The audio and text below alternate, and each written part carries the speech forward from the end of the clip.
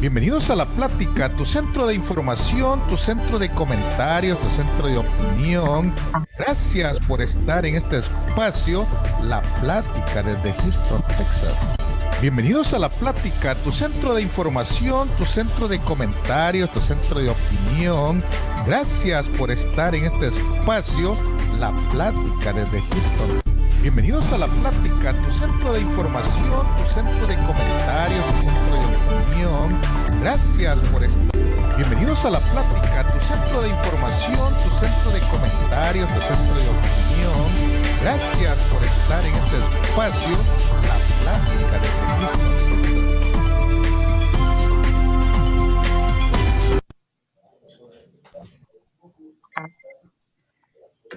Buenas tardes, amigos de La Plática, desde Houston, Texas, para el mundo. ¿Cómo están? Es un saludo muy especial de día jueves 25 de junio del 2020, un año que todos quisiéramos que pasara más rápido de los normales, porque nos trae unos malos recuerdos, nos va a traer malos recuerdos este año 2020. Sin embargo, es el momento de compartir con ustedes cada una de las opiniones que surgen en estos espacios donde tenemos invitados especiales. Hoy en día tengo como invitado especial a Raúl Martínez, mejor llamado Logan Kempo, que ya vamos a averiguar por qué se llama Logan Kempo. Y tenemos también a Raúl Palacios desde Los Ángeles, con quien voy a tratar de arreglar el mundo en unos 5 minutos, porque tengo preguntas para ambos. Quiero que ambos participen como parte del equipo, como parte de los invitados. Los dos van a recibir diferentes preguntas, tanto del público como mías. Y quiero darle paso a mi invitado especial. Cada uno de ellos tiene sus tiempos para desarrollar su posición. En primer lugar, quiero saludar a Logan Kempo, Raúl Martínez, después de varios años de nuevo en La Plática. Mucho gusto, ¿cómo estás? Muchas gracias, saludos a ti, Luis, a ti también, Raúl, como a la audiencia de Texas y del mundo que le da continuidad a este programa de debates. ¿Y qué tiene de nuevo Raúl Martínez después de varios días de ausencia? Ya no lo he visto muy activo dentro de las redes sociales. ¿A qué se debe ese silencio? Pues básicamente yo he optado en esta coyuntura en estudiar y en observar, digamos, los fenómenos políticos y sociales que se están generando en el país para precisamente entrarle con colmillo y al diente y con mucha cabeza fría a lo que viene. Uno no puede dar lo que no tiene y uno tiene que carecer, uno no debe de carecer en este momento de visión y de proyección. Y es por eso de que también quiero comunicarte a ti, Luis, y a ti, Raúl, como este programa de La Plática como un punto de partida para una reactivación en el campo de la batalla de las ideas y en el argumento que necesitamos en la opinión pública. Y qué importante tener esa opinión, porque siempre la persona siempre se pregunta, bueno, ¿y por qué tiene ese alias de Logan Kempo? Si puedes aclararle a la audiencia a qué se debe. Bueno, casi siempre me relacionan, bueno, una anécdota. Yo hace tiempo, ya por 1995 y 96, fui parte de la juventud de Escritores por la Paz y mi seudónimo fue Logan. Yo lo agarré precisamente porque en la cordillera de San Elías del norte del Canadá tiene un monte Logan y me pareció hermoso la estampa de libertad e imposición que hay. Políticamente me llamó la atención, yo no sabía qué personajes habían agarrado el seudónimo de Logan. Y casualmente mi vecino, Dagoberto Gutiérrez, tiene el seudónimo de Logan. Tanto fue así que cierta dirigente del FMLN hasta me confundió con el hijo de él. Hasta me contó cómo había sido su romance, su noviazgo en la guerra, pero yo cuando le dije, mire, mi papá es Raúl Martínez, es igual que yo. Entonces, y todo el mundo precisamente tuvo esa reacción de reírse. Y la compañera precisamente actualmente siempre le da causa gracia a eso y siempre en sus reuniones, cuando hace la remembranza en la guerra, recuerda que fueron grandes compañeros con Dagoberto a quien yo lo tengo gran aprecio y estima, igual que a su esposa Daisy, son vecinos míos.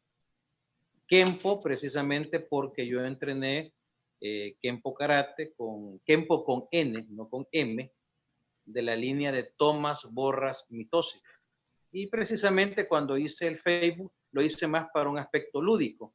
No iba a pensar de que iba a ser una plataforma política de la exposición de mis ideas. Y bueno, me fue así, Logan Kenpo, pero la gente también en la lucha social, en la participación política, empezó a decirme más Logan que Raúl. Y esa es la historia de Logan Kenpo.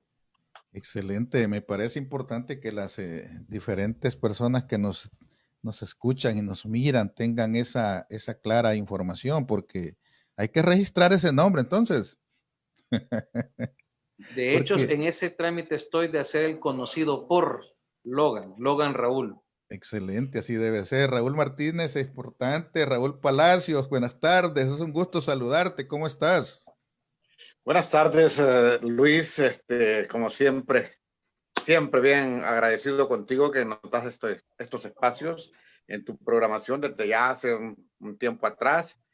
Compartir ahora con Raúl Martínez, Logan, como lo vamos a llamar de aquí en adelante, Logan Kenpo, con quien en algunos momentos hemos tenido algunas diferencias de opiniones, la hemos discutido algunas veces de una forma muy fuerte.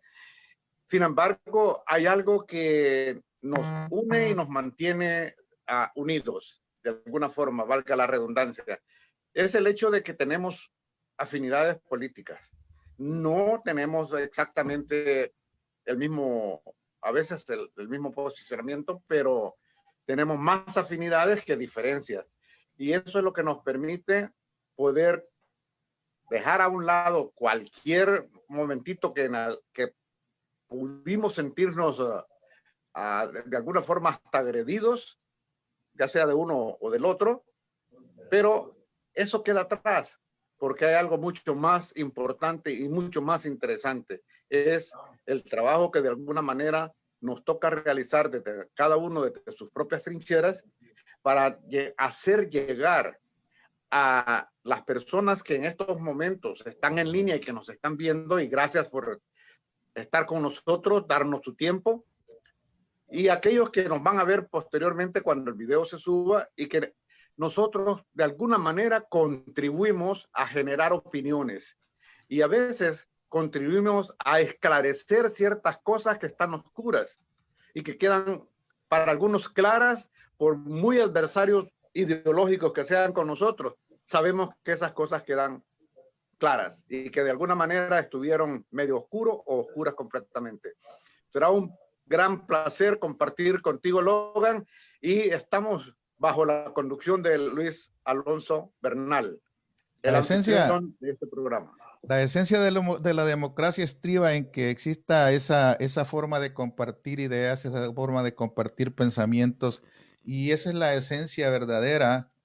Yo la concibo la democracia no como el 51%, porque eso es aritmética.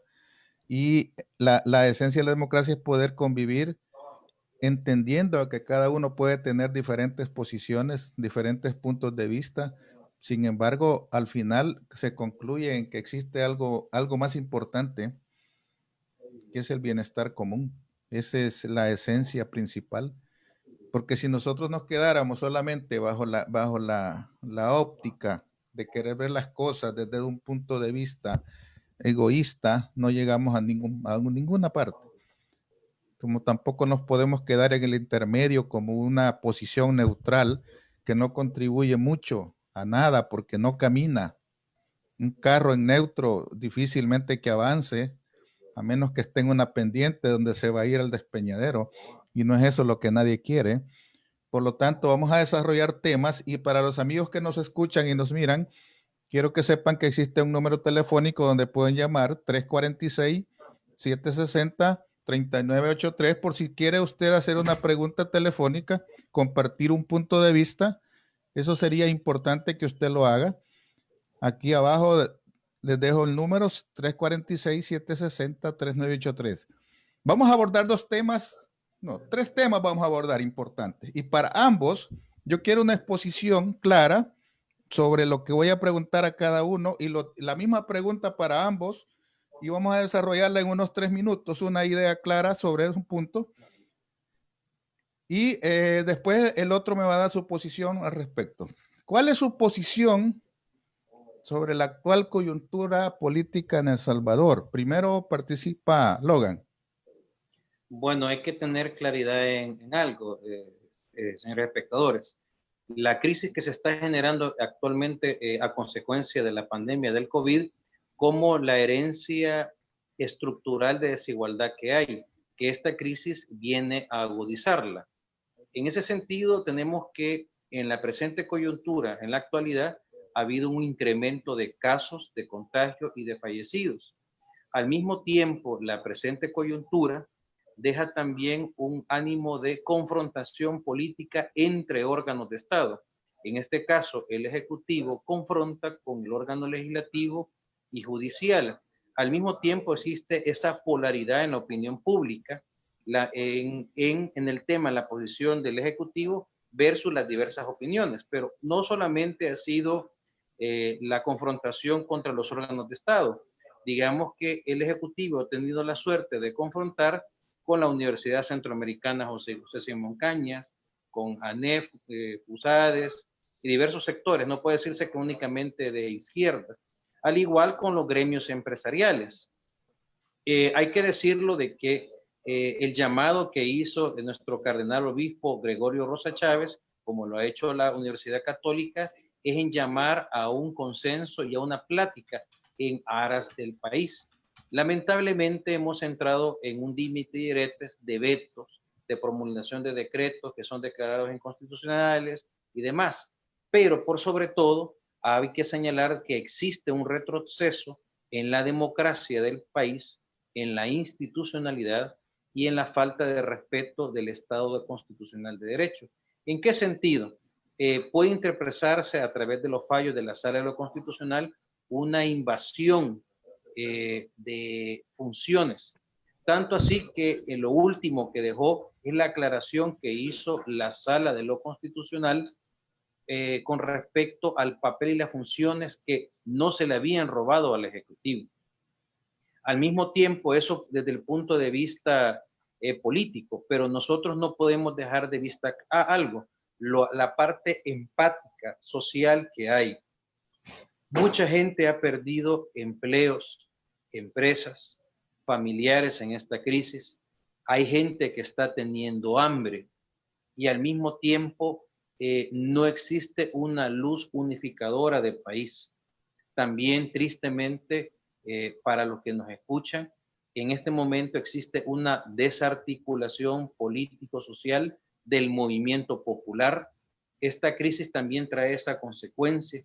Lamentablemente, solamente los sectores que tienen capacidad económica han logrado proyectar, digamos, su posicionamiento político. Lamentablemente, esto se da en la esfera de campaña preelectoral y lamentablemente la crisis del COVID ha sido utilizado precisamente como antesala a la confrontación político-electoral que tendremos el próximo año. Ok, tu posición, Raúl. ¿Cómo ves la coyuntura actual políticamente hablando?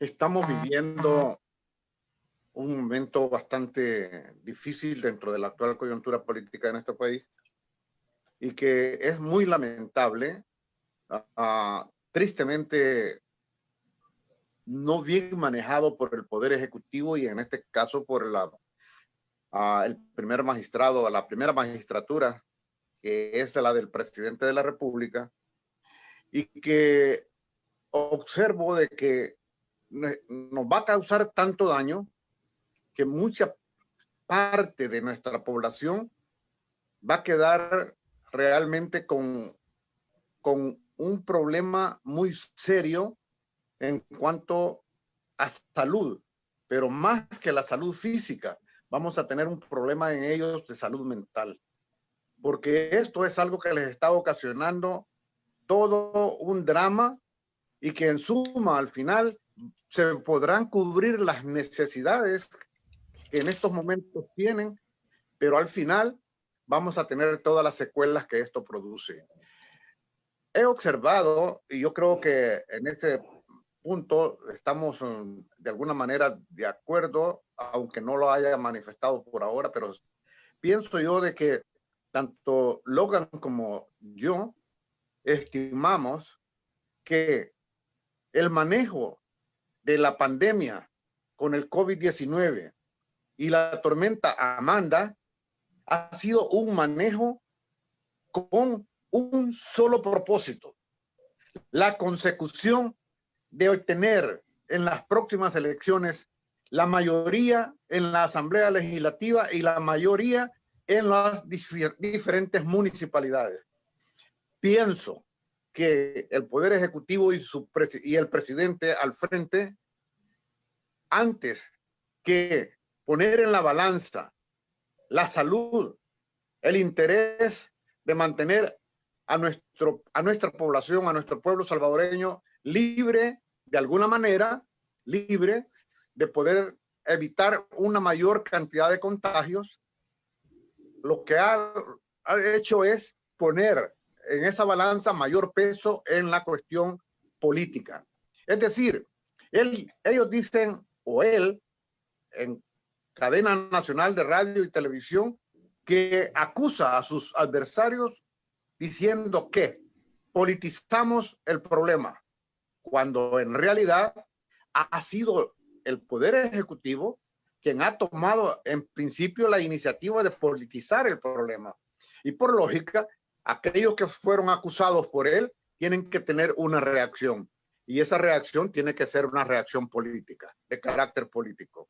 Por lo tanto, para mí, el señor presidente, con su gabinete de gobierno, se equivocó totalmente en el control de la pandemia, porque imperó en él más los resultados electorales en el próximo año que los buenos resultados para la población salvadoreña.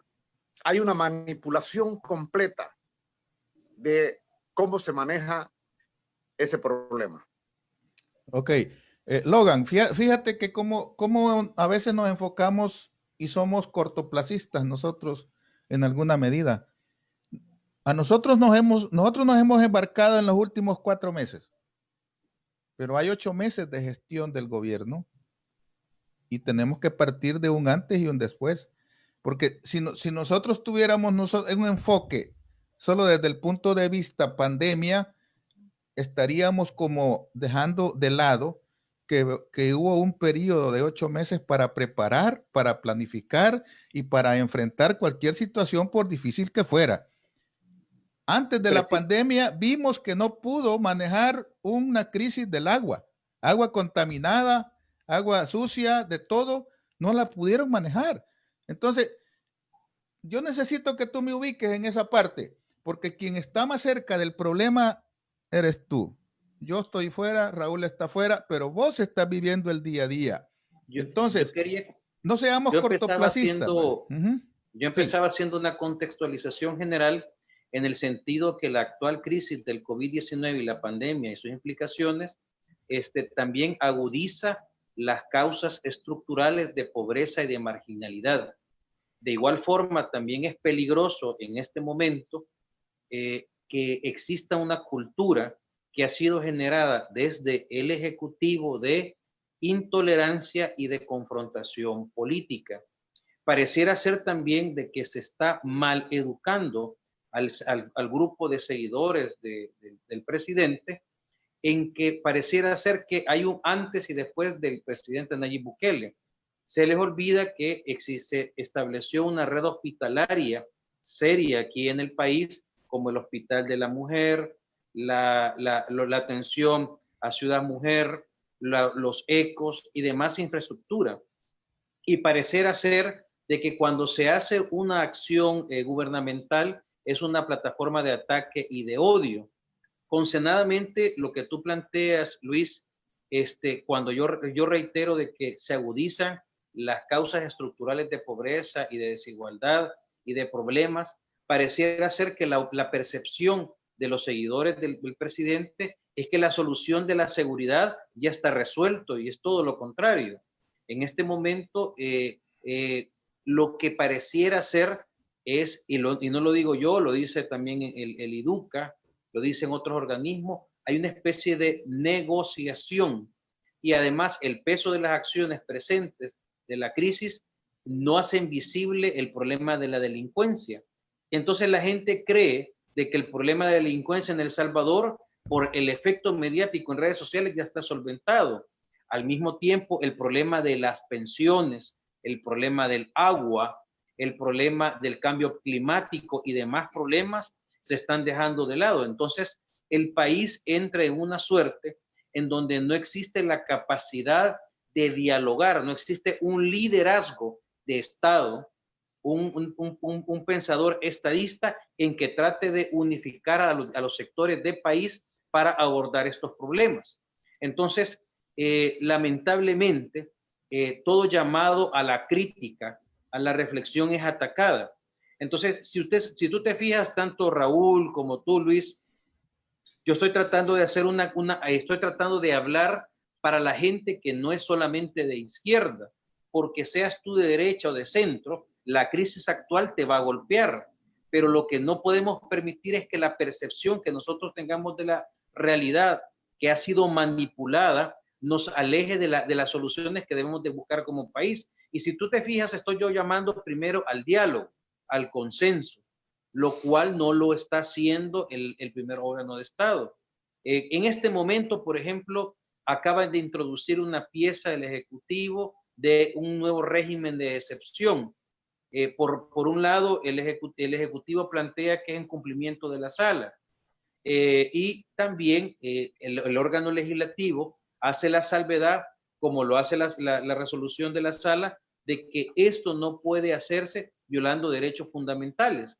Entonces debe de buscarse una armonía precisamente para eso.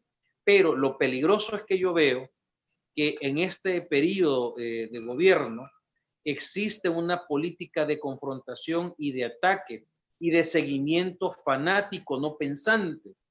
Y esto es lo peligroso.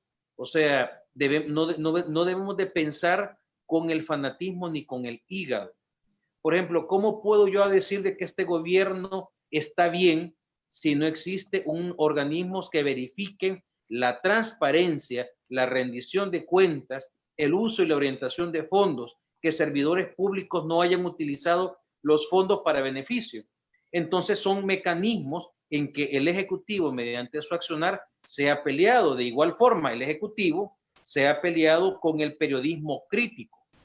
Y nunca se había visto, y ojo, que señalaron a la izquierda como autoritaria y dictatorial. En ningún momento, en los 10 años de gestión del FMLN, se sacó a ningún periodista pese a su línea editorial.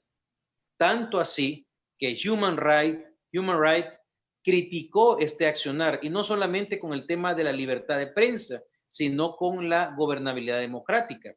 Pero cuando tú le quieres explicar a la población este tipo de elementos, la población fanatizada es que son los mismos de siempre, ustedes robaron, dejen gobernar, la gente ha perdido esa conexión con la realidad. Y esto beneficia al poder que está estableciéndose. Había Logan, una parte, yo estaba leyendo de un alto delegado de la Unión Europea que decía que El Salvador tenía tres problemas: el coronavirus, la tormenta Amanda y Bukele. 3 problemas. Y los identificaba con sus causas y sus efectos. Y principalmente destacaba que el gran problema que tiene la presidencia de El Salvador es lo que bien anotabas, ese constante choque de las disposiciones constitucionales por no querer acatarlas. Entonces, Raúl Palacios, entonces, ¿cómo ves la parte esa de ese estire y encoge entre los órganos, pero principalmente quién es el que provoca ese estire y encoge? Durante las administraciones anteriores, sobre todo las dos en que el FMLN tuvo la administración de los bienes del Estado, hubo choques de alguna manera entre el Poder Ejecutivo y el Poder Legislativo. Sin embargo, hubo un ejemplo que hoy debe de mencionarse y que muchos han olvidado. Durante esas dos administraciones, ambos presidentes, tanto Mauricio Funes como el profesor Salvador Sánchez Serén, acataron todas las decisiones que la Sala de lo Constitucional les ordenó. ¿Recuerdan aquello de que el cobrar impuestos, sacar la lista de aquellos deudores de los impuestos y que incluso podían ir a la cárcel? Eso fue por la Sala de lo Constitucional ordenado al Poder Ejecutivo que no se hiciera más, y no se hizo. Y así hay otros casos. Claro, hoy tenemos nuevos miembros en la Sala de lo Constitucional, pero en una democracia un poco tierna como la nuestra, ahora estamos viendo las consecuencias cuando se llega al Poder Ejecutivo, una persona que no conoce cómo se manejan el equilibrio de poderes entre los tres poderes del Estado, valga la redundancia. Y en ese sentido, se crea un problema dado a que este presidente no conoce o no quiere respetar. Más bien él no conoce, no es que no quiera respetar, simplemente no conoce. Y como no conoce, él cree que él tiene la razón y tiene muy malos asesores. Lo hemos visto. Esos malos asesores son los que a él le iluminan y él hace lo que ellos dicen. Pero claro, él lo toma y lo toma como propio porque lo interesante para él es ser el protagonista. En este equilibrio de poderes, la Sala de lo Constitucional, esa que nosotros anteriormente, como digo, tuvimos que aceptar fallos que eran negativos, pero de alguna forma ellos estimaban constitucionales. Esta sala ha tomado algunas decisiones. Justamente hace unas 3 horas, tú has de tener mayor conocimiento de esto, Logan, hace unas 3 horas, la Sala de lo Constitucional declaró constitucionales ¿cómo se llama? La compra del seguro para los trabajadores de salud. Y el presidente Nayib Bukele había vetado ese decreto. Ahora, la Asamblea Legislativa superó ese decreto y como lo superó, lo mandó a la Sala de lo Constitucional. La Sala de lo Constitucional hace unas 3 horas más o menos le envió ya el fallo en el cual le dicen no hay nada de inconstitucional. Por lo tanto, es constitucional y debe decretarlo, firmarlo y publicarlo en el Diario Oficial. ¿Qué es lo que estamos viendo? Estamos viendo justamente que, quieras o no, hay una forma en que el señor presidente sigue con su política de separar en vez de unir. Hasta el momento, como lo he dicho en anteriores ocasiones, no hay un solo discurso, uno solo, desde el día en que tomó posesión como presidente de la República, hasta el último que dijo en el, entre comillas, hospital de circo, no hay un discurso de decir, olvidemos muchas de las cosas que nos han puesto en conflicto atrás y veamos más hacia una unificación de criterios para hacer de nuestro país algo más grande y que salga hacia adelante. No hay un discurso en esa naturaleza. Todo el discurso del señor presidente es de ataques constantes. Ahora ya no es solamente contra la Asamblea Legislativa y sus diputados que son adversarios de alguna manera. ¿Cuántos diputados de Arena han votado a favor? Y incluso cuando el FMLN y las otras fracciones han llegado a conclusiones de que es por el país, por el bienestar del país, han tenido que votar y han votado a su favor por algo que él ha pedido. Y sin embargo, él se dedica siempre a atacar. Ese es el verdadero problema que tenemos. Mientras no cambie la mentalidad de los actuales gobernantes junto con él, o sea, ese equipo del gabinete de gobierno, mientras esa mentalidad no cambie, y es que quizás no cambia porque es la única manera que tienen para garantizarse toda la corrupción que ahora empezamos a ver. A nosotros, Logan siempre se nos quiere tomar como los que vamos a llevar la agenda que alguien quiere que llevemos. Sin embargo, a mí no se me olvida el 9 de febrero. A mucha gente se le olvida. A mucha gente quieren ponerle encima el caso de que la sala no lo apoya y se le olvida a la gente que él estaba sobre todas las leyes y que, dicho sea de paso, hasta tocó ¿cómo le llaman? ¿El BON? ¿Cómo le llaman? El BOM. El BON. Hasta tocó el BON como inaugurando una sesión, ¿no? O cerrándola. Entonces, ¿qué pasa con con la agenda nuestra? A él le interesa que nosotros nos olvidemos de todos los desórdenes, que todos los abusos que ha cometido, y hoy están saliendo muchos casos de corrupción que no estaban tan visibles porque él siempre va queriendo tapar eso. ¿Tú crees que es problema de asesores, Logan? Es que yo creo que además de lo citado por Raúl, lo peligroso que hay en este momento es la manipulación masiva de la percepción de la opinión pública. Muchas personas, muchos seguidores de él, exacerban el odio y la falta de tolerancia y discusión de país. Y eso también alimenta a un presidente, a un líder que tiene la característica de ser autoritario y de centralizar el poder. Al mismo tiempo, ve toda crítica como un ataque, cuando en toda democracia es pertinente que exista la crítica, que exista el debate, que la gente piense un poco y que no solamente se vaya porque 2, 3 redes sociales, 2 blogs dan algo. La gente tiene que escudriñar más. Pero la cultura política en este momento de El Salvador, de la gran mayoría, ha sucumbido, digamos, a ese engaño masivo. Por ejemplo, para no ir tan lejos, por ejemplo, tú estás señalando eso, la corta memoria del 9 de febrero.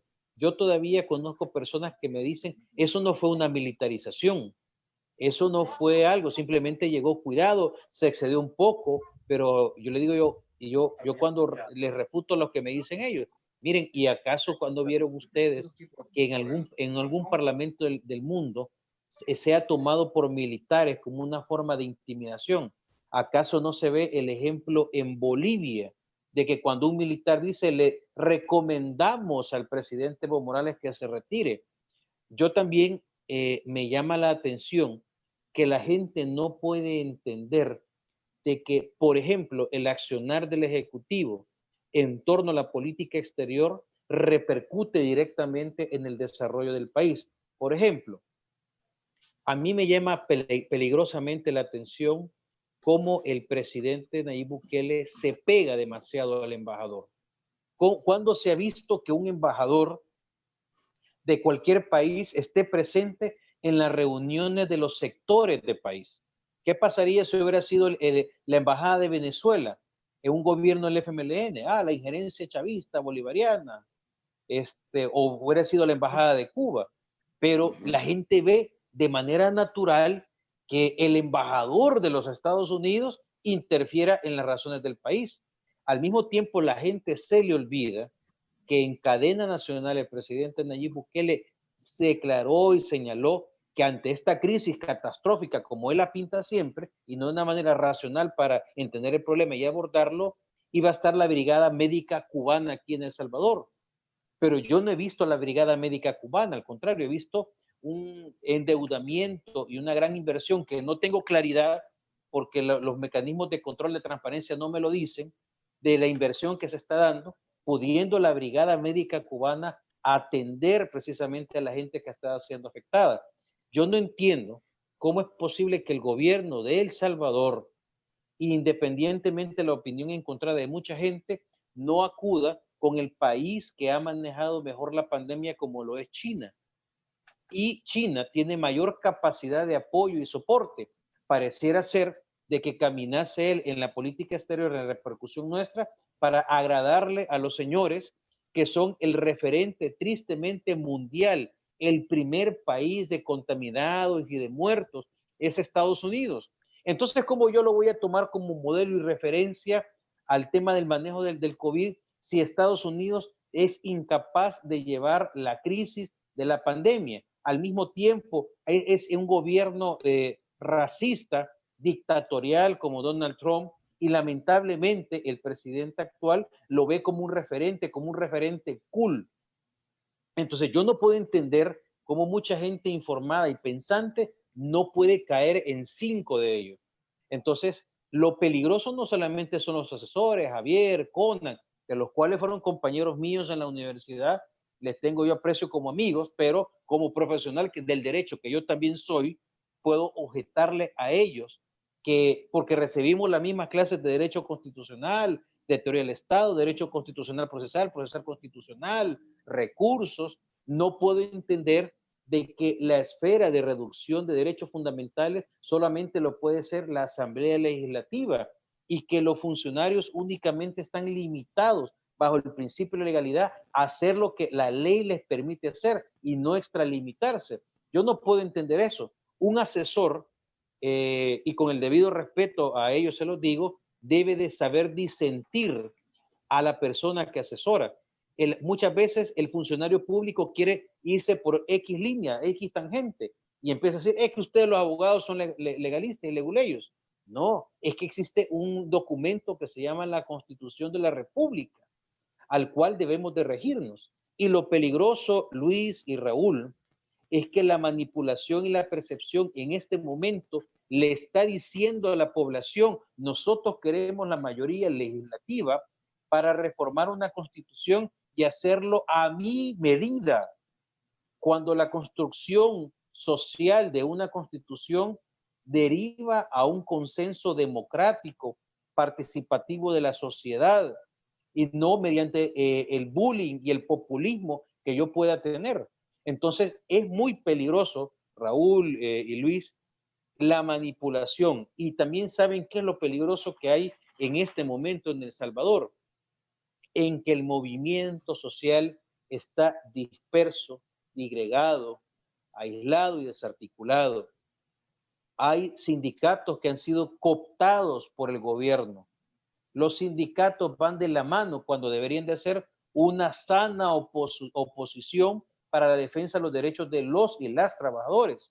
De igual forma, la única oposición parlamentaria también está dividida. ¿En qué sentido?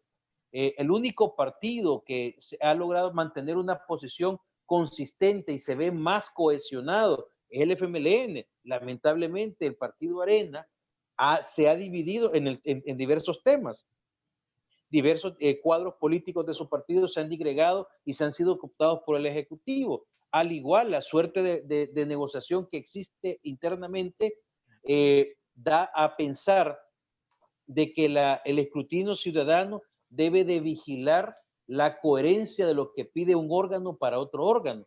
Es necesario en esta democracia discutirse los elementos que se plantean y no porque lo diga el Ejecutivo, lo diga un órgano. Es una santa verdad, tiene que discutirse y la población tiene que estar empoderada, informada y exigiendo los derechos.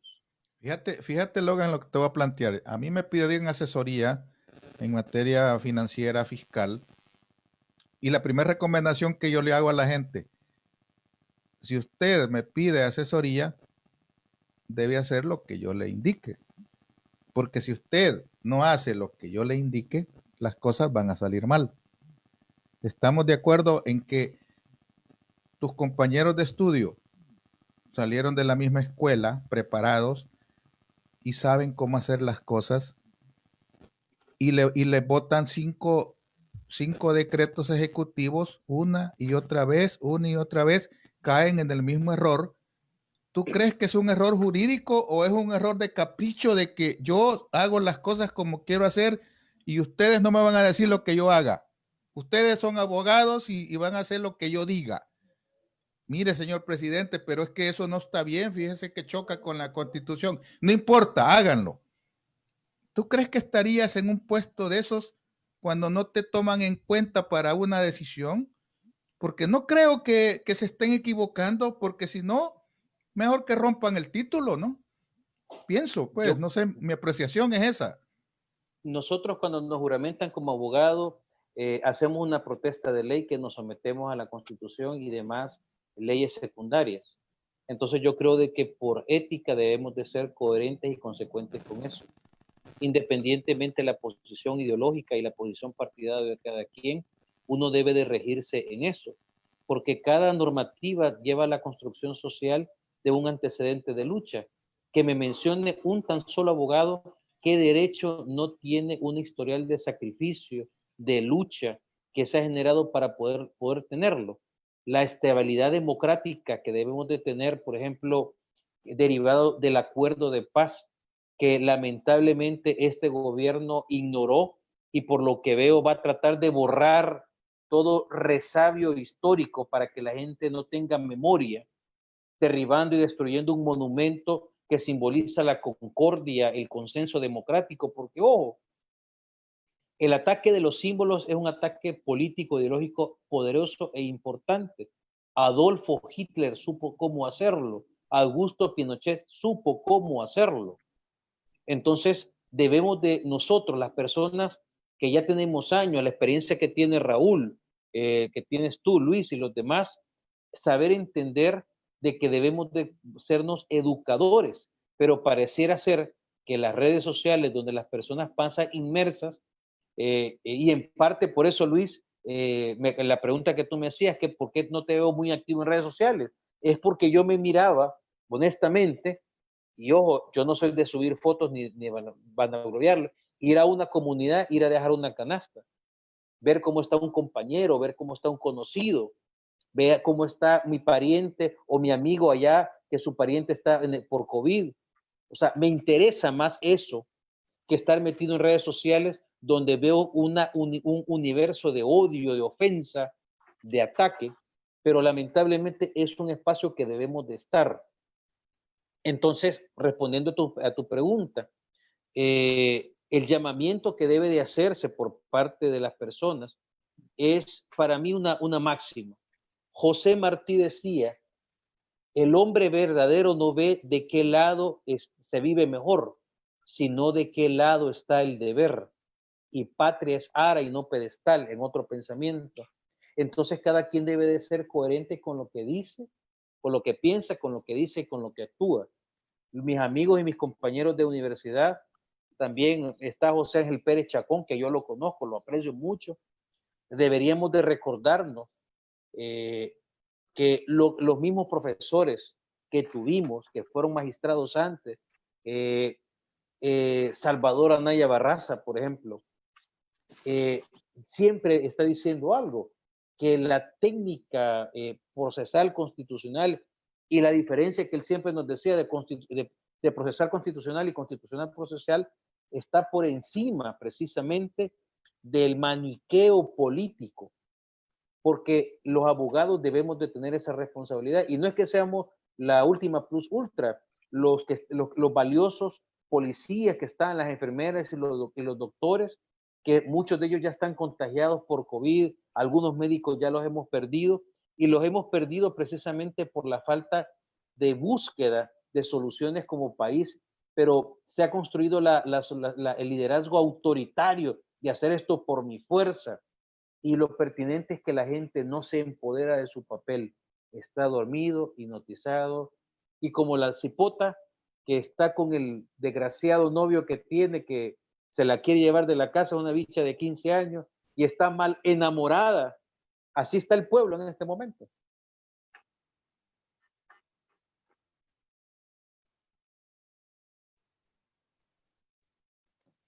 Luis, el micrófono. Le vamos a dar espacio a una llamada. José Chávez nos saluda desde Houston. ¿Cómo está, José Chávez? Mucho gusto.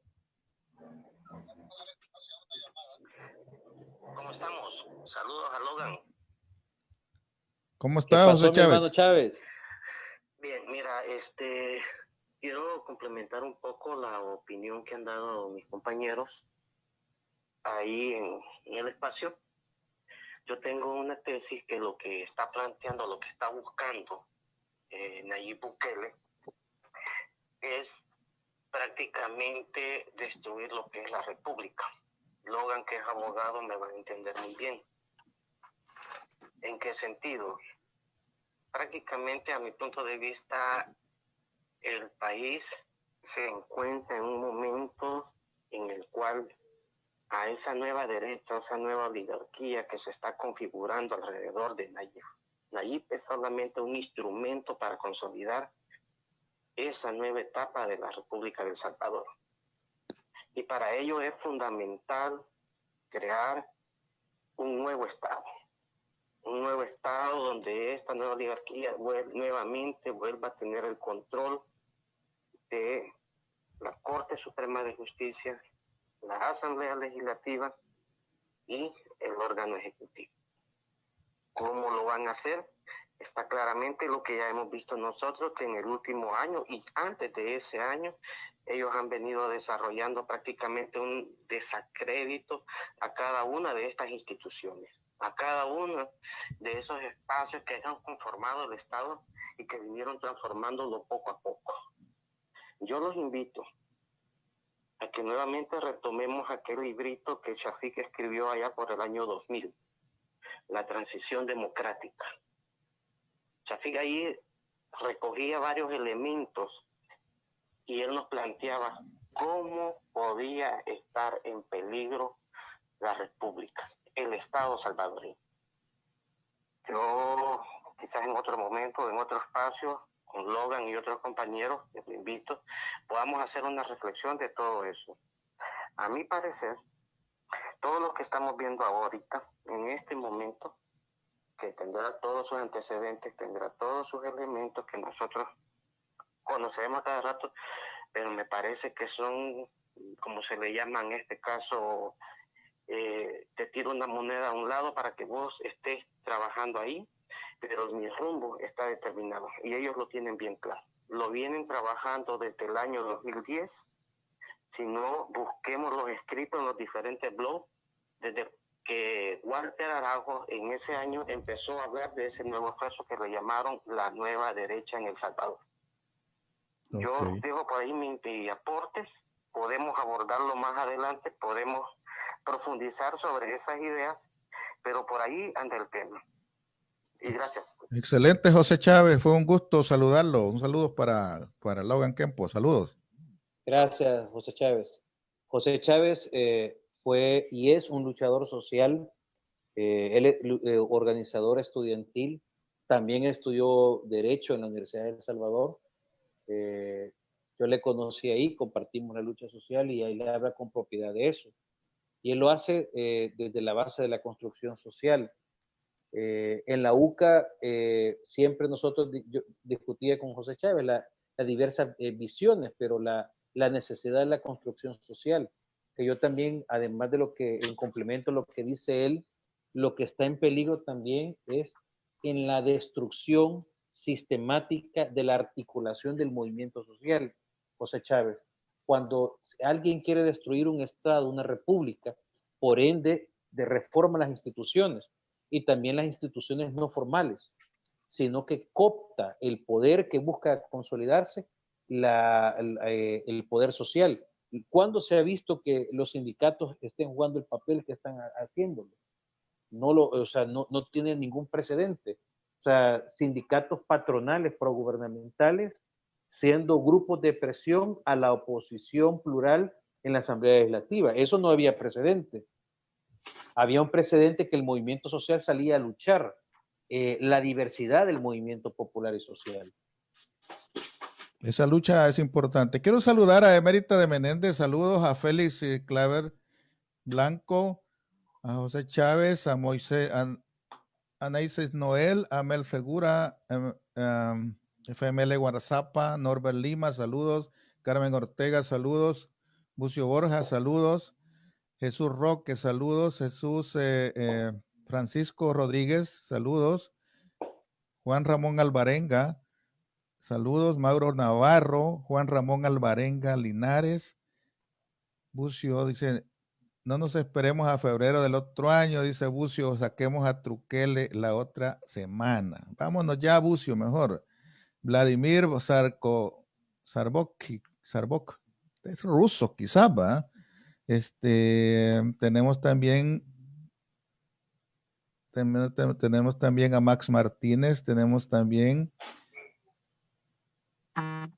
a Jensi Jackson Hall, a Germán Argueta, a Daniel Adolfo Rodríguez, Alcides Molina, Katy Mejía, Soledad Gómez, Juan Francisco Surio, saludos. Angie Serrano, mucho gusto, saludos. Adelante, compañeros, dice Adalberto Hernández. Se menciona que quieren un cierre total del país. Mencionaba un diputado de derecha, no sabemos qué esconde tanto. Raúl Palacios. Vamos a pasar a un tema un poquito distinto. Ya hablamos de un poco de coyuntura, pero para ir ya aterrizando. ¿Tú crees que el FMLN puede lograr un nivel de confianza como aquel que tenía ya por el año 2014? Yo soy optimista, pero sé que estamos nadando contra la corriente. Pero igual que el salmón nada contra la corriente para poder vivir, para poder sobrevivir.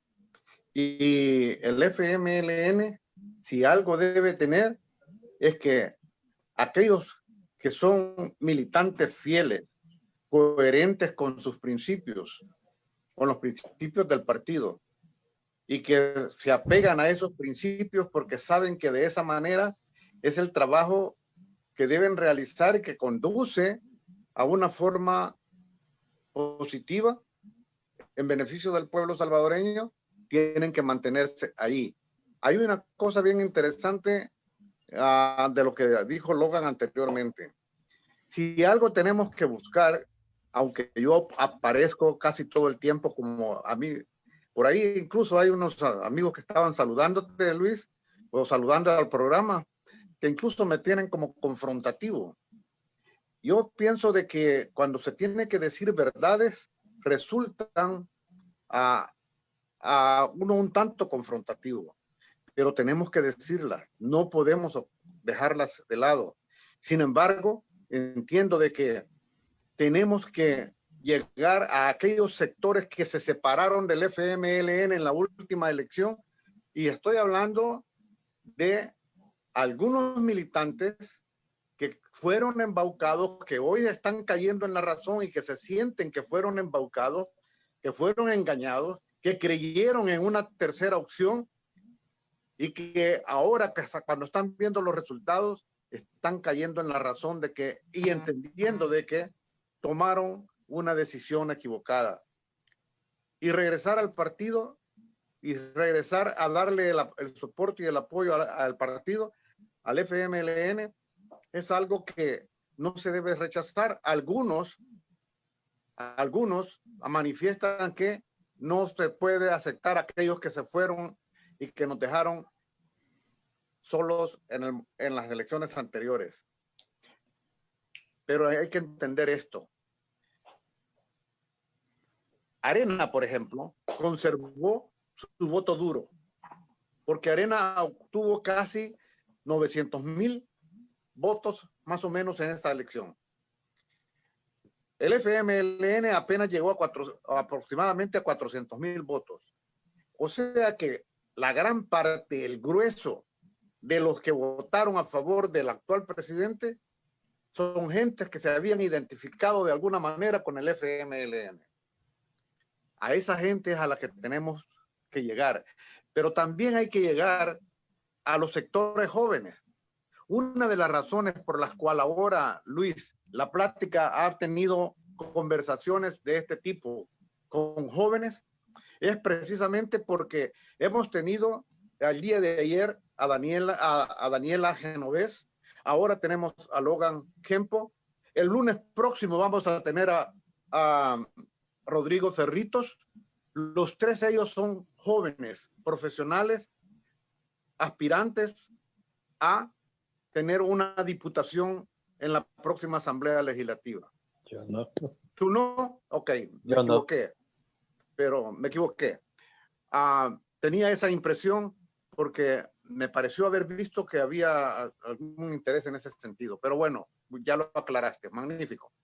Lo que quiero decir, nos quedamos con Daniela Genovés y con Rodrigo, que sí han manifestado claramente que ellos quieren ser parte de la precandidatura dentro del FMLN para obtener la candidatura a una diputación.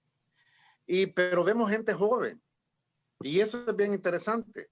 Yo creo que los jóvenes van agarrando camino y responsabilidades dentro de la dirección del partido y dentro de los funcionarios que puede elegir el partido.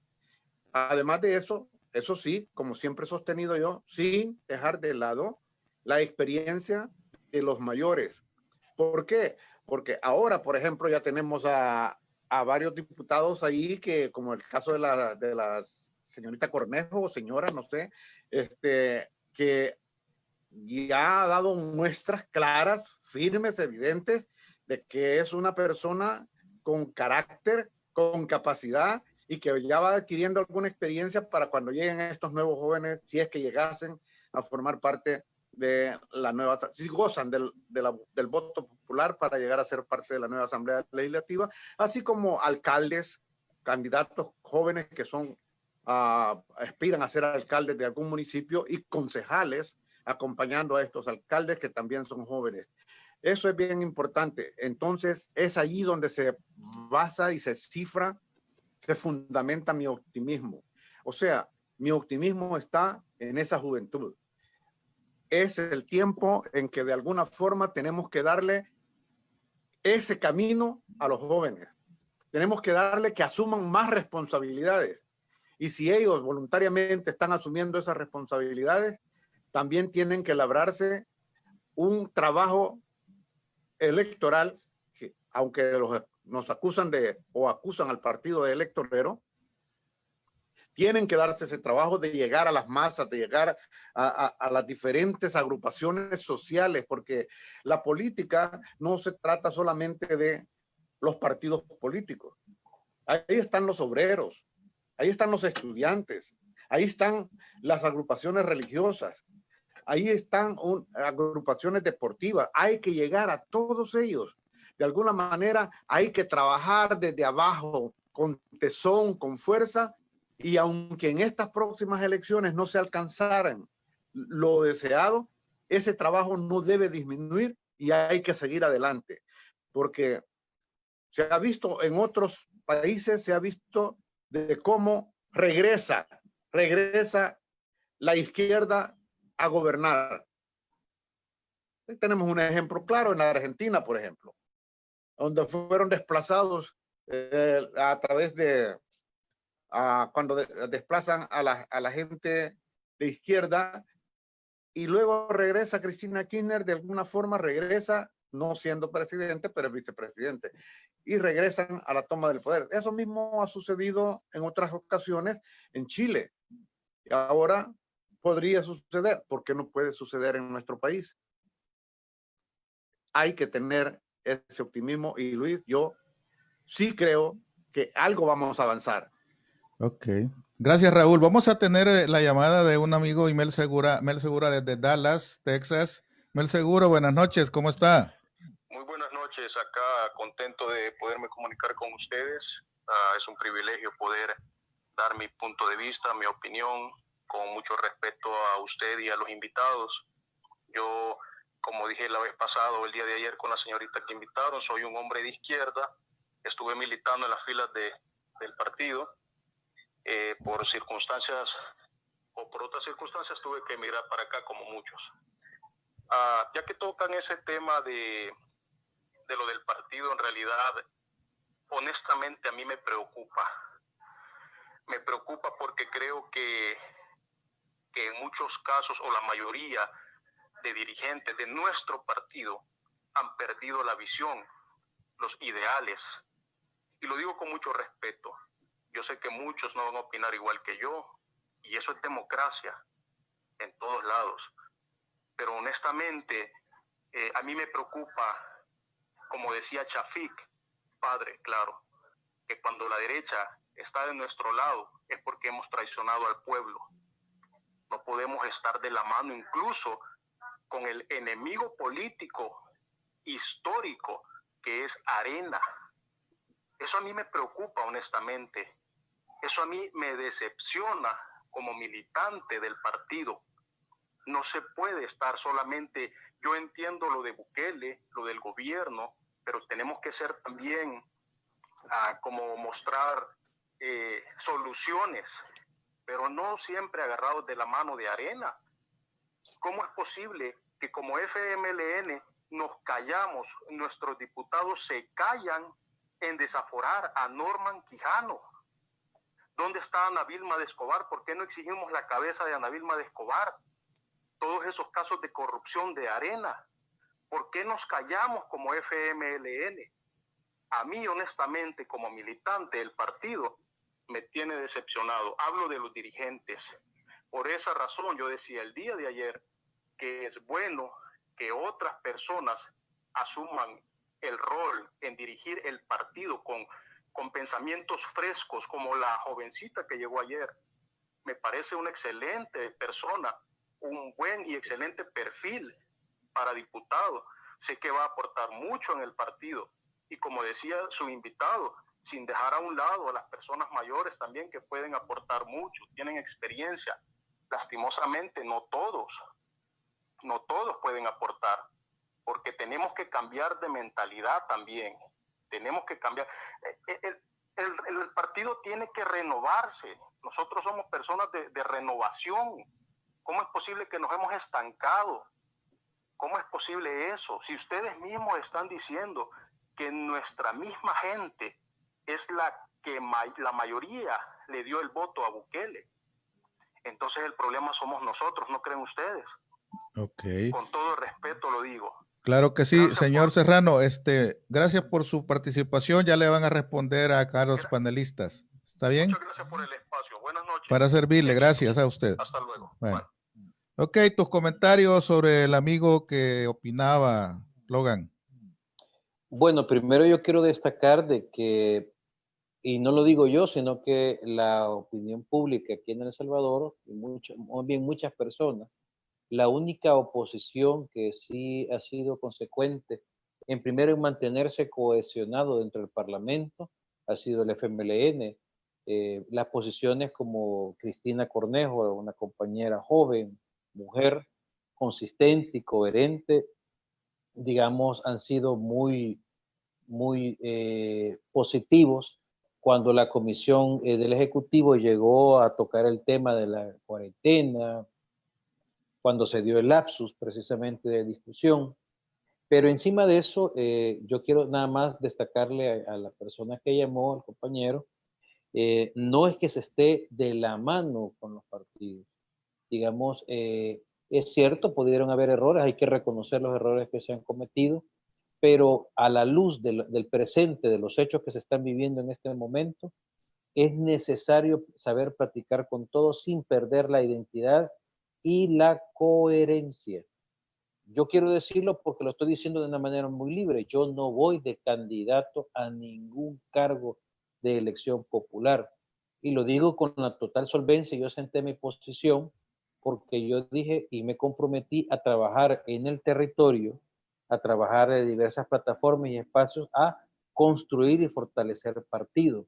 Yo participé en las elecciones internas pasadas y el sabor que me dejó que una de las cosas que quiere la gente de nosotros es ver un partido renovado en el sentido de mantener la lucha estratégica del por qué se construyó este proyecto, esta bandera que costó sangre, pero con métodos coherentes. No es posible de que se dé la misma rueda de caballitos. Hay personas que ya son desgastadas, no deben tienen derecho a competir, pero no tendrían la solvencia política de hacerlo y dañarían al partido.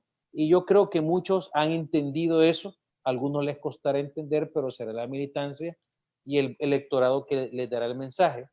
Pero eso también denota una madurez política. ¿Y en qué sentido lo digo? Por ejemplo, usted ve la fuerza política que ahorita todo quiere ser. Si falta que todo el mundo diga yo quiero ser candidato a diputado a Nuevas Ideas, y todo el mundo lo hace, ¿no? Todo el mundo lanza su inicio, pero seamos coherentes.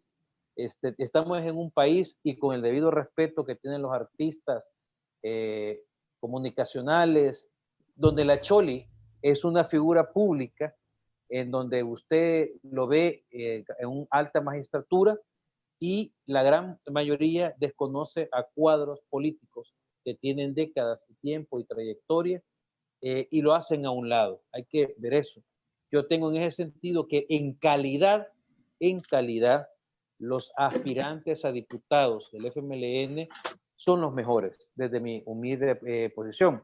No quiero decir de que no hayan buenos elementos en los demás partidos políticos, inclusive algunos elementos de Nuevas Ideas, algunos de Arena, algunos del PCN, etcétera, etcétera, etcétera. Pero, desde mi perspectiva, la calidad y la coherencia lo veo de ese lado.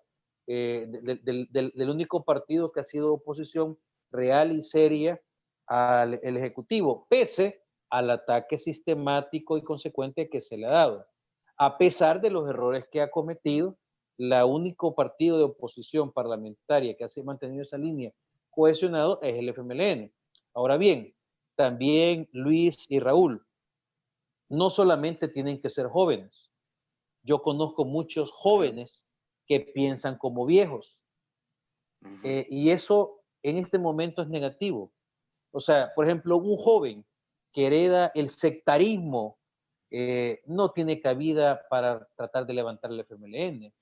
Un joven que aprendió a ser maniobrero, a especular, a manejar correlaciones de grupo, a ser grupero, a que solo hay que obedecer la línea porque es la sacra línea y yo no puedo cuestionar ni puedo debatir, Dios me guarde si puedo debatir. Ese para mí es un joven que no está listo para este momento histórico.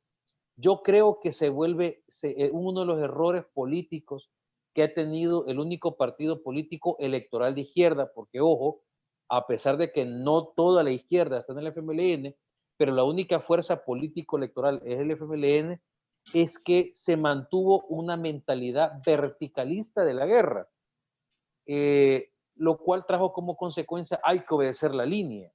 Esta es la línea, aquel se salió de la línea. Eso para mí es un absurdo, porque se vuelven cómodos y mediocres los cuadros políticos que solo obedecen. Un cuadro político tiene que ser propositivo, constructivo, y no solamente para el partido, sino que para el pueblo. Yo por eso al inicio de esta entrevista señalaba de que yo pretendo en esta entrevista no hablar tanto como alguien del FMLN, sino hablar para la gente de afuera. Yo sí mociono, por ejemplo, yo a Daniela Genovés he dicho, a pesar de que no venimos de la misma escuela de formación política, ni espacios ni de trayectoria, yo le endoso mi respaldo, pero condicionada a que debe de ser coherente, no debe de ser grupera, no debe de ser sectaria, tiene que ser una persona crítica, constructiva, innovadora. Yo le doy ese voto de confianza a ella. Hay otros compañeros que muy jóvenes pueden ser, pero ya los veo yo tan jovencitos y con unas mañas tan jodidas, pero gracias a Dios, gracias a San Romero, son la minoría, y yo creo que la militancia y la base lo ve, yo creo que se da. De igual forma, quiero reiterar algo, todo mundo tiene derecho a participar, y el hecho de que todo el mundo quiera opinar del proceso electoral interno del FMLN es algo positivo, porque quizás es de los pocos procesos serios que se van dando. O sea, yo he tenido amigos, por ejemplo, bueno, lamentablemente amigos que se han pasado al partido que está en el gobierno y de pronto dicen, yo quiero ser candidato a tal cosa, me dice, de un pueblo de la zona paracentral. Ajá, ¿y qué sabes vos de municipalismo? Vos y yo que nos conocemos desde prepa, antes de primer grado. ¿Qué sabes vos? Yo conozco tu trayectoria, pero el ser servidor público es una vocación de entrega al pueblo, es un sacrificio, no es una rama oportunista de lo que vos querés sacar. lamentablemente, por los que nosotros cargamos, estamos como estamos, la gente no lo que da. Pero en suma, todo aspirante a candidato por parte de la izquierda tiene que, óigase bien, Luis y Raúl, tener la capacidad de enamorar al pueblo y de reconquistar la credibilidad hacia la opción de izquierda. Y por parte de los que somos militantes de izquierda y del FMLN, inclusive para los que no son del FMLN, pero son de izquierda, deben de tener la capacidad de la coherencia y de sembrar un antes y un después. Entonces yo en ese sentido le veo ese aspecto positivo. Sí, no me gusta ver planillas, les soy honesto. No me gusta ver agrupamientos que digan, mire, por este grupo hay que votar. Para mí, los grupos internos del FMLN, sea de quien sea, atentan contra la unidad del partido. Son responsables muchos dirigentes históricos que dirigen estos grupos y que quieren seguir manipulando, responsables de la actual situación que están. Yo hago votos que la militancia adquiera conciencia y los supere y los aparte de la historia. Hay gente que ya no tiene cabida. Hay quienes son valiosos por su experiencia y también por su coherencia. Yo conozco cuadros históricos que nunca han robado nada y que viven y siguen viviendo en la casa humilde donde yo los conocí. A esas personas coherentes, a esas personas que saludan a todo mundo, que son los dispuestos, esos son los que están. Porque también los dirigentes históricos no son todos los que formaron parte de una dirección. Esos son parte de una generación, pero dirigentes históricos hay un cachivo de compañeros que no los toman en cuenta. Y no los toman en cuenta porque muchas veces son críticos en el territorio. Esos son las personas que deben de ser llamadas y hacer una amalgama interesante de juventud y de experiencia. Porque también el problema está, como dicen los chinos, es que no solamente se requiere las medidas pertinentes e inteligentes, sino las personas oportunas para hacerlo. Muchas personas te pueden, un dirigente, si tiene ya demasiados anticuerpos por X y razón, aunque te esté rezando el bendito, vos no lo vas a querer, le vas a hacer el exorcismo. Ajá. ¿Y por qué? Porque viene del Parlacen, y del Parlacen viene de la alcaldía a ser diputado. Eso ya no deben de estar, eso ya no deben de competir, por amor de Dios, por amor a la lucha del pueblo. Ya no deben de hacerlo. Y por eso yo me siento tranquilo de decir lo que lo digo, aunque les moleste a muchos compañeros que están aquí en el país, pero lo chiche y lo rico es que como yo no estoy debiéndole favores a nadie, sino que estoy diciendo lo que pienso y no le debo pleitesía a ninguno de esos tres grupos desgraciados que están acá, sino que a la militancia del partido y por sobre todo al pueblo y la coherencia de mi ideología lo estoy diciendo. Porque a mí si hay algo que deben de entender, la unidad y la coherencia ha sido el secreto de éxito de la izquierda salvadoreña. Y debemos de entender de que no toda la razón la tenemos nosotros.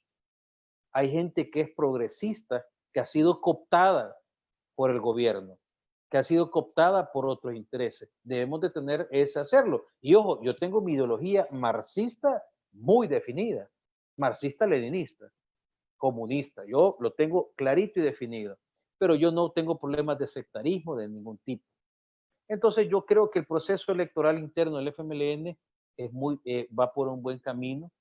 Se han generado una sana contradicción. Entonces yo siento que es algo tan positivo que debemos de implementarlo, de hacerlo constructivo.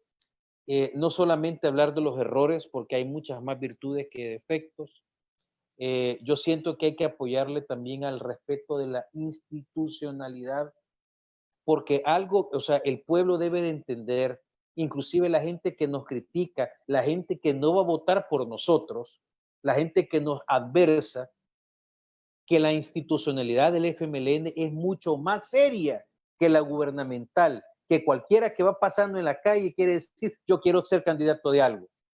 Y el FMLN no tiene eso.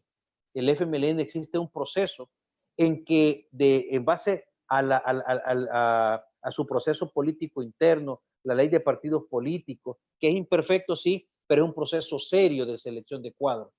debe de respetarse la institucionalidad. Nosotros tenemos mayor institucionalidad.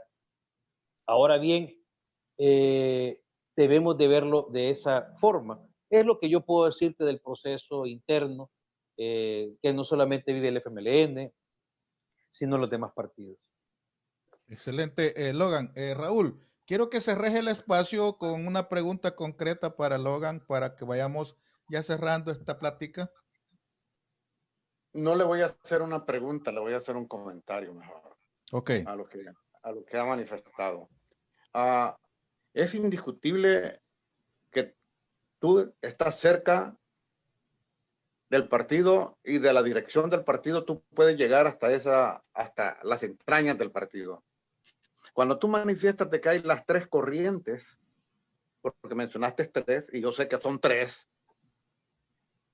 y hablas de que la militancia es la que tiene que manejar, yo pienso que justamente esa militancia está inclinada a seguir una de esas tres corrientes, de esos tres posiciones dentro del partido. Es difícil, es un trabajo demasiado arduo, casi estéril, diría yo, o tal vez no, pero tal vez germina. Pero lo ideal, tú sabes que de la realidad a lo ideal hay una gran distancia. Lo ideal sería de que estos jóvenes militantes, cuando pasen estas generaciones de los viejos, tienen que salir a fuerza, quiérase o no, porque su espacio de tiempo está ya limitado. El joven tiene un mayor espacio de tiempo. Y lo bueno sería de que estos jóvenes realmente hubiera una verdadera unificación en cuanto a los criterios a seguir y no tener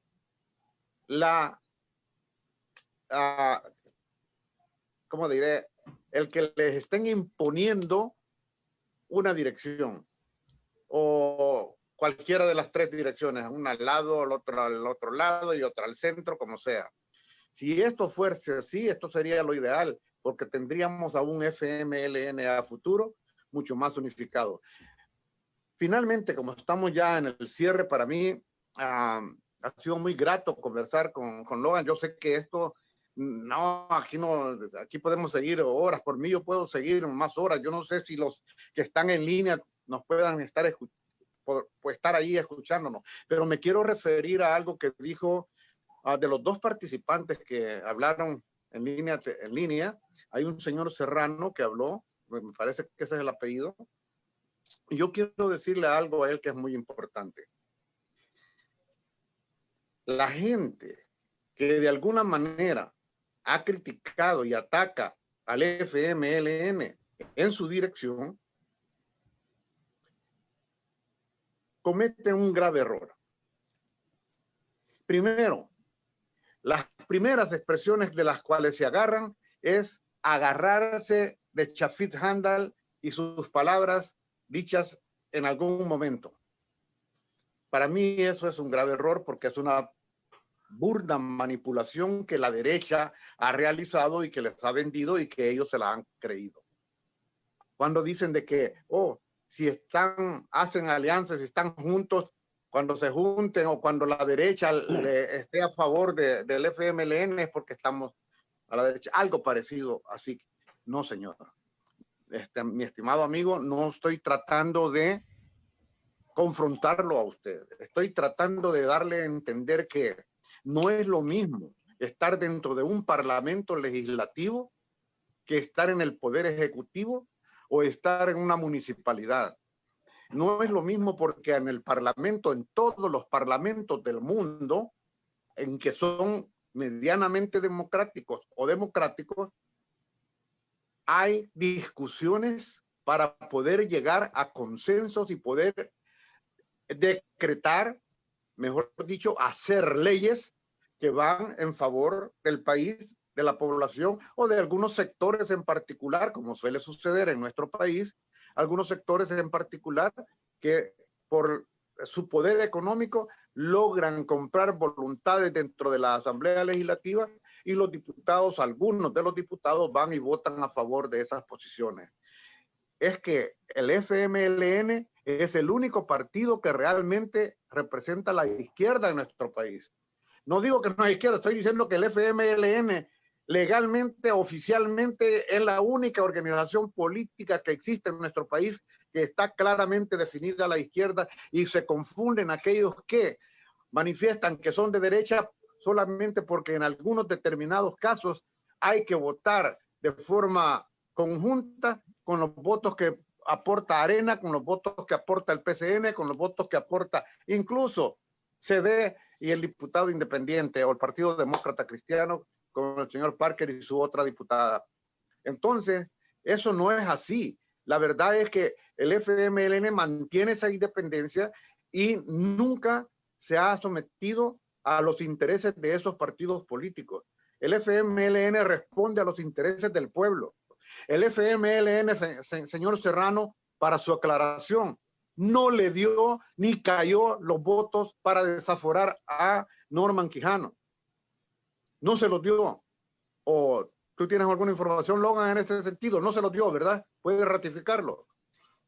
Yo solamente te podría decir de que esas preguntas delicadas, yo tengo la respuesta, pero yo esperaría que muchos compañeros diputados lo hagan. No tengo yo por responder por ello. No, pero como organización no le dieron votos para desaforar, es decir, quizás me estoy para no desaforar, es lo correcto, para no desaforar a Norman Quijano. Al contrario, No, hubo una declaración de la bancada del FMLN en el que manifestaron haber negado los votos para desaforar a Norman Quijano. Voy a responder. O sea, sí le dio los votos para desaforar. No, perdón, la respuesta es... Perdón, para no darle, para que mantuviera su fuero. Espérate. Esa es la palabra correcta. Es que estaba... Espérate, el FMLN sí dio los votos para desaforarlo. Esa es la respuesta. Exacto, a eso es correcto, o sea, Luis. El único que no dio los votos para quitarle fuero es Arena. Exacto, Arena, y fue el único. Arena con Gana. ¿Ve? Con Gana y PCN. Y PCN. Arena y el PCN. Luis, perdón. Raúl. Vamos a ir cerrando, Raúl. Vamos a ir cerrando. Pero volviendo con el señor Serrano, es un error manifestar que el FMLN adopta posiciones de derecha y que no corresponden como debe ser a un partido de izquierda. No es así. Los parlamentos tienen que llegar a acuerdos para poder emitir leyes, y en algunos casos el FMLN ha tenido que votar conjuntamente con estos partidos, pero eso no implica que el FMLN deja de ser de izquierda por realizar un voto a favor de determinada ley. Para terminar y para finalizar mi parte, habían algunas otras cosas que teníamos que mencionar y se quedaron fuera. Por ejemplo, yo quise decir algo que el señor Serrano, el otro señor manifestó, hizo alguna referencia, y es esto bien importante.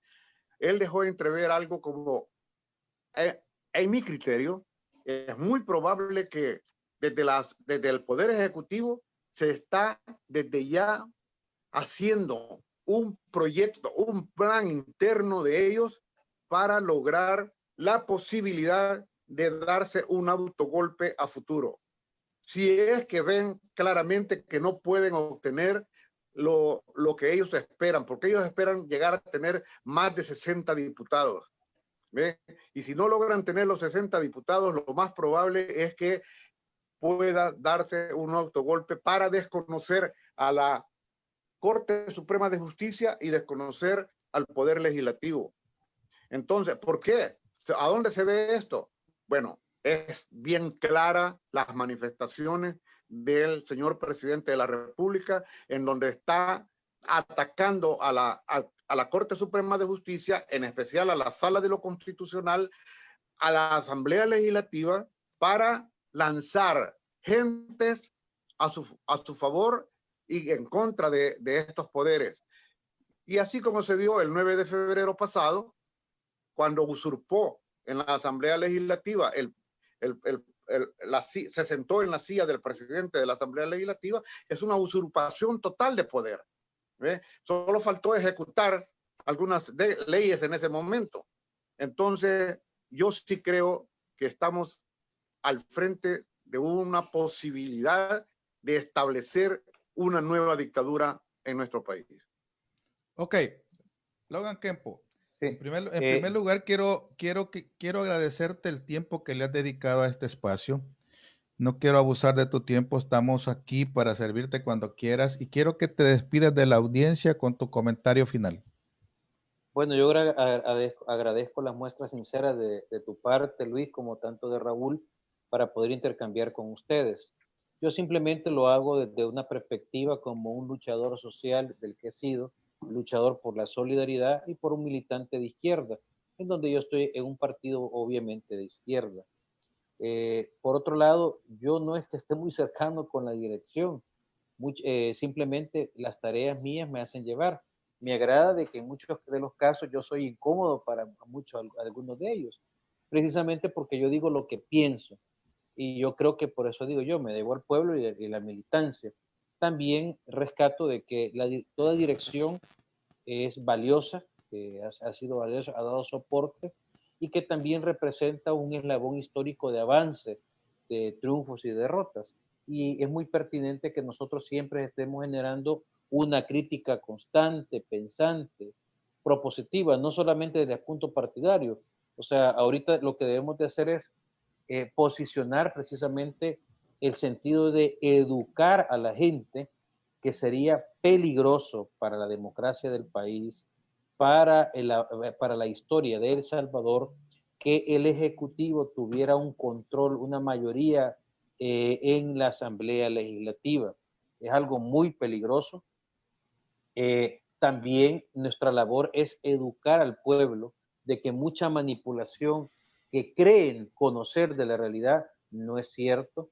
Debemos de educar al pueblo de ser un ente controlador y fiscalizador del poder, empoderarse por ellos mismos, no por un mesías, no por un supralíder, sino que el pueblo en colectividad es lo que debe de hacerlo y que por lo tanto todos estamos sujetos a crítica, absolutamente todos.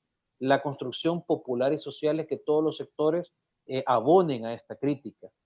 Al mismo tiempo, quiero hacer votos a la juventud que se incorpora a todos los procesos políticos electorales, en especial de los de mi partido, al cual yo veo de una manera muy crítica, lo veo como con mayor calidad para enfrentar, digamos, lo que viene, al igual la experiencia acumulada, y que por sobre todo van a lograr salir adelante y que la historia misma es la que se impone. La verdad es revolucionaria y se impone por sí misma. También es importante, Luis y Raúl, que ustedes mantengan esta plataforma en redes sociales. Quiero decirles de que yo me peleo mucho en redes sociales y irónicamente muchos son parientes de Estados Unidos que, madre mía, yo les digo a mis parientes que están en Estados Unidos, bueno, bola de desgraciados, y no tu papá lo mataron en la guerra, no a nuestro tío lo torturaron, no te educaste vos en un buen colegio acá y estás hablando como una persona que lee los medios tan espurios y vos estás tan desinformado de la realidad. Entonces, irónicamente son con muchos parientes míos y yo trato de explicarles, miren, o sea, vos me decís de que quédate en casa, pero ¿cómo le puedes decir eso al pueblo de El Salvador si más del 80% es una economía informal y que a pesar de eso no recibió los $300 y todavía sigue esperando la bolsa de apoyo? Vos le vas a decir que siempre quédate en casa y no hay un plan de reactivación económica o estímulo económico, que por cierto hoy se está discutiendo esa parte. Entonces yo lo que creo que debemos de hacer es impregnarle al pueblo esa cultura crítica y proactiva. Entonces, en ese sentido yo me veo en ese papel haciéndolo y les invitaría a usted que está haciéndolo a educar al pueblo. O sea, no es posible de que jovencitos, óigase bien, que apenas están utilizando el TikTok, ni siquiera el Facebook, están denigrando a un personaje histórico porque existe una cultura de intolerancia, de ataque, de ignorancia, y lo peor es que la gente se siente orgullosa de ser ignorante, de atacar a un cardenal obispo Gregorio Rosa Chávez porque está haciendo un llamado al consenso, a la búsqueda democrática, y se está atacando a una institución como la UCA o toda persona que piense de manera diferente al gobierno. Eso es peligroso. Ha habido una guerra que ha significado de que el espacio democrático tiene una historia y hoy pretenden borrarla. Y me siento orgulloso de ser parte de la voz crítica en redes sociales y en la calle también, en la realidad. Y emociono esto y agradezco este espacio. Mucho trabajo por hacer, Logan Kempo. Felicitaciones por ese trabajo incansable que tienes, principalmente para culturizar, para educar, para formar esos cuadros que tan necesarios son en El Salvador. Yo soy de la opinión, yo no sigo creyendo en el famoso hijo pródigo. Se fueron, hay que hacer otros, hay que educar otros, hay que formar otros. Esa es mi opinión. Los dos Raúl, pero Logan Kempo y Raúl Palacios, para mí fue un gusto saludarlos. Vamos a tenerlos en otra oportunidad. Los temas abundan aquí, nos quedamos cortos siempre, pero es bueno pues contribuir con un poquito nuestro aporte para que las personas entiendan que existe una forma más allá de los medios que solo se dedican a manipular la mente de las personas a su conveniencia, pero hay que ubicarlo en una realidad diferente, que es la que nos va a llevar a un mejor futuro. Gracias a los dos, fue un gusto saludarlos, a los amigos de La Plática, gracias por sus comentarios, gracias por sus opiniones y estamos en contacto en otra oportunidad más a través de La Plática. Cuídense mucho, buenas noches.